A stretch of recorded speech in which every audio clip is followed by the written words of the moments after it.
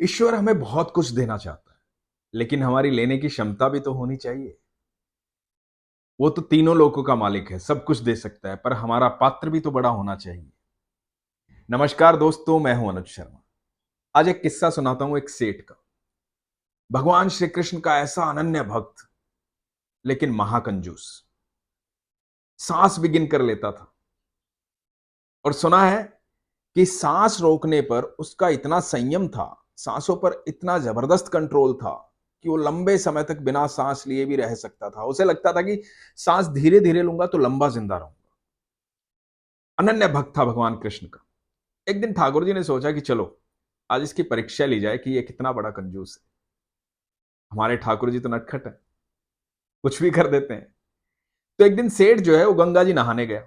गंगा जी नहाने गया तो वहां जाकर के उसने डुबकी लगाई। डुबकी लगाकर बाहर निकला तो ठाकुर जी जो है एक पंडित के वेश में वहां पर उसके सामने प्रकट हुए और बोले कि सेठ जी, दान दीजिए। सेठ ने कहा, मैं तो नहाने आया हूं, मेरे पास तो एक भी पैसा नहीं है। तो पंडित ने कहा, कोई बात नहीं, आप संकल्प ले लीजिए कि आप मुझे दान देंगे जब अगली बार मिलेंगे तो सेठ ने सोचा कि ठीक है यार, कोई बात नहीं, अगली बार मिलूंगा तब की बात है ना, और इसे थोड़ी पता है मेरा घर कहां है।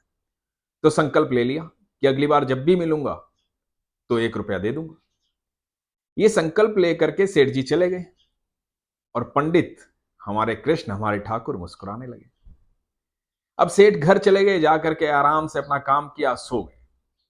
दरवाजे पे खटखट हुई। सेठ की पत्नी ने द्वार खोला, देखा तो एक पंडित सामने खड़ा है। पंडित ने कहा कि सेठ जी ने संकल्प लिया था 1 रुपया देने का, कि जब अगली बार मिलूंगा तो 1 रुपया दूंगा। तो उनको कहिए कि पंडित आया है 1 रुपया लेने।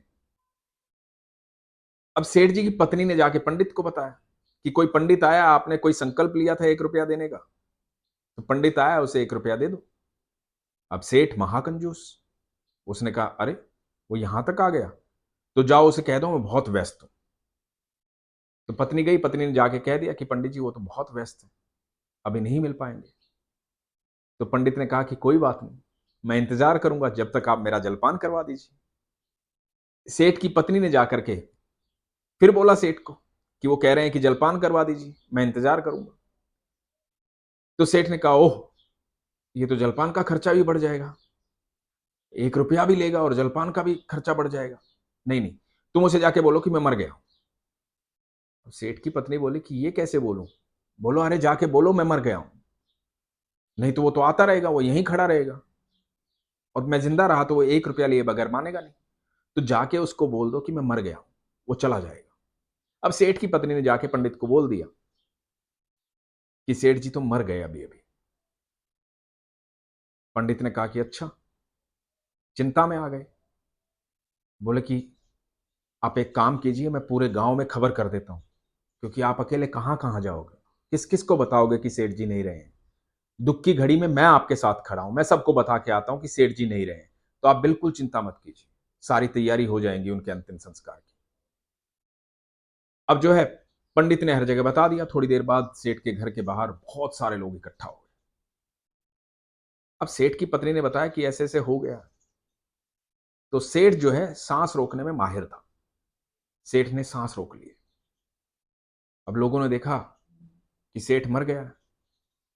इधर सेठ की पत्नी चिल्ला चिल्ला के कह रही है कि जिंदा है, मेरा पति जिंदा है, नाटक कर रहा है, जिंदा है, मेरा पति जिंदा है।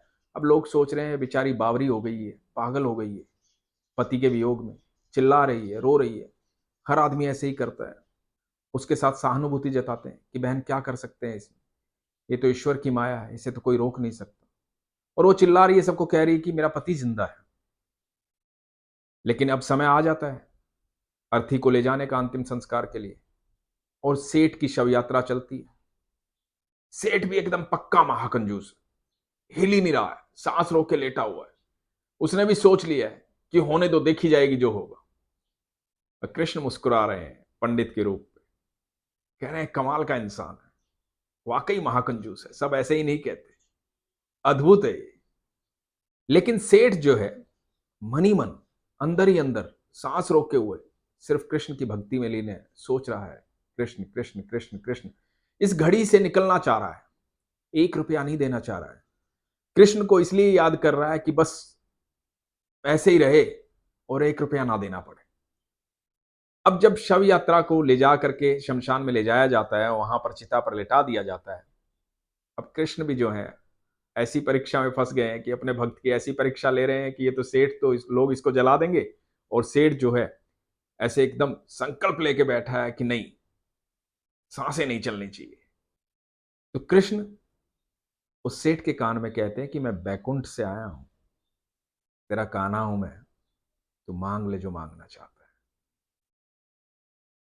और सेठ एकदम आंखें खुलती हैं, देखते हैं और बोलते हैं कि बस एक ही चीज चाहिए। बोले क्या? मैं अपना संकल्प उल्टा लेना चाहता हूं। भगवान कहते हैं तथास्तु। दोस्तों, सेठ की भक्ति बड़ी कमाल की थी, लेकिन पात्र बहुत छोटा था। आप जब ईश्वर से प्रार्थना करते हैं, ईश्वर की पूजा करते हैं, आप किसी को भी दान देने में क्यों हिचकते हैं? आप और हम होते कौन हैं? किसी भी चीज को रोकने के लिए हम तो माध्यम हैं सिर्फ। यदि हम किसी के लिए कुछ कर सकते हैं, दान दे सकते हैं, किसी की सेवा कर सकते हैं, किसी की मदद कर सकते हैं, हमें कर देनी चाहिए। देने वाला तो वो है, तीनों लोकों का मालिक तो वो है।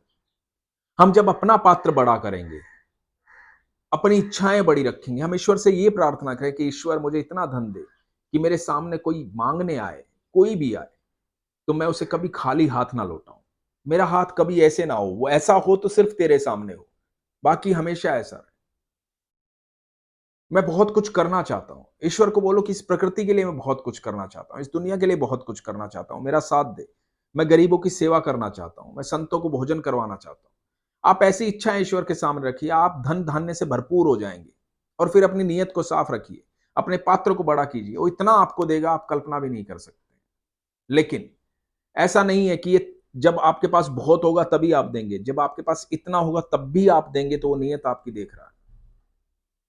उसी नीयत में बरकत होगी दोस्तों।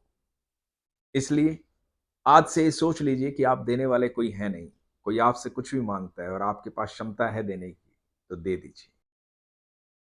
अपना ख्याल रखिए, विश्वास को मजबूत रखिए। हरे कृष्ण।